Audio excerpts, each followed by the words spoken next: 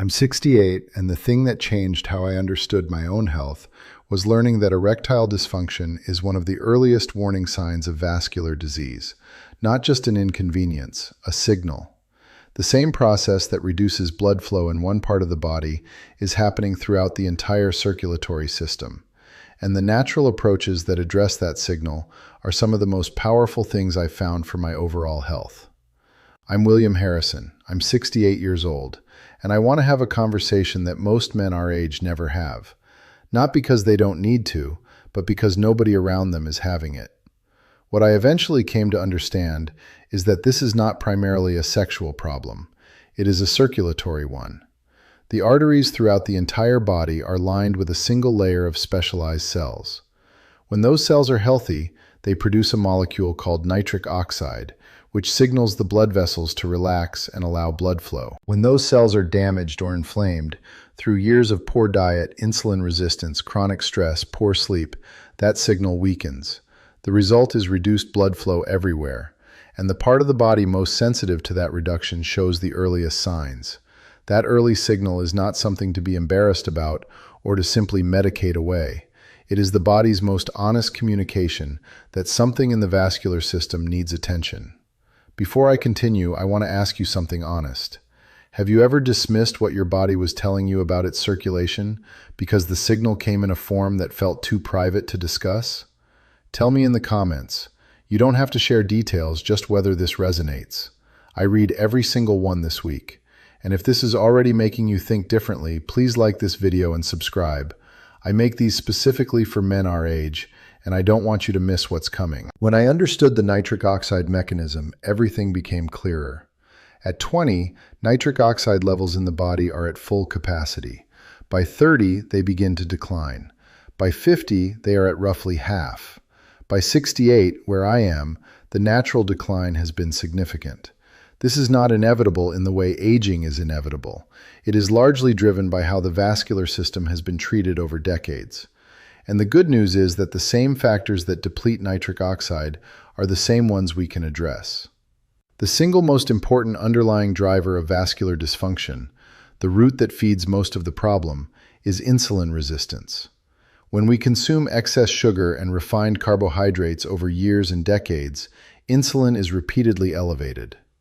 Eventually, the body's cells stop responding normally to it, and one of the many consequences is damage to the endothelial lining of the arteries, precisely the cells that produce nitric oxide. Fixing insulin resistance through reducing processed sugars and carbohydrates, through intermittent fasting, through resistance training, through proper sleep, is the foundation of everything else.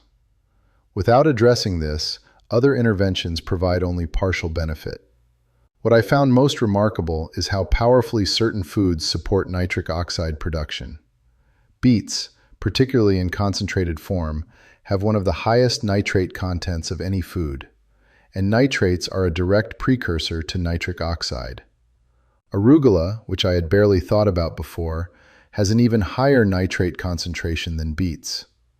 Making a simple arugula and beet salad a regular part of my diet was one of the easiest and most impactful changes I made. Dark chocolate, real dark chocolate, 85% cacao or higher, contains flavonoids that support nitric oxide. Pomegranate, which I began having regularly, has been shown in research to significantly increase nitric oxide levels. These are not supplements or interventions, they are foods, and they work through a mechanism that is directly relevant to circulatory health at our age. Exercise operates through the same mechanism.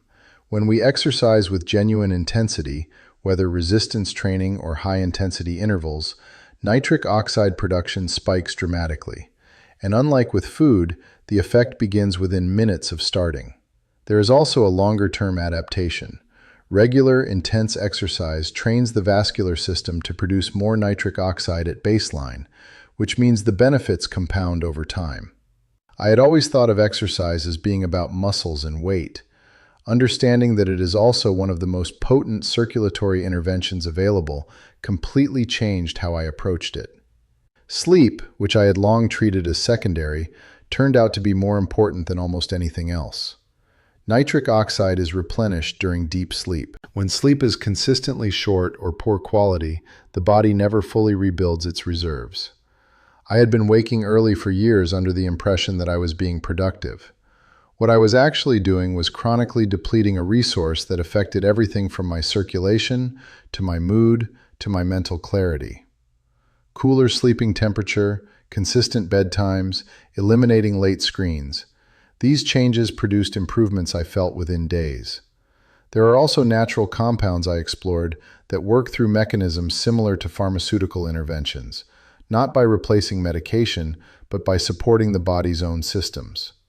L-citrulline, which the body converts into arginine and then into nitric oxide more efficiently than arginine itself, extended nitric oxide availability throughout the day. Panax ginseng has clinical research behind it showing meaningful improvements through a similar pathway. Ashwagandha, which I had already been using for stress management, turned out to also support nitric oxide while lowering cortisol, making it useful from multiple angles simultaneously.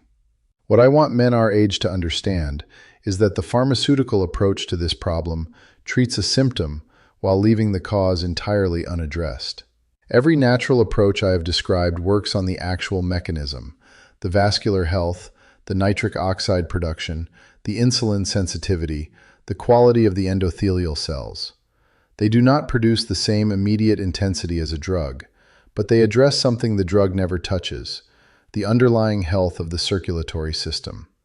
And as that improves, everything improves with it, not just one function, but energy, mental clarity, cardiovascular resilience, and longevity.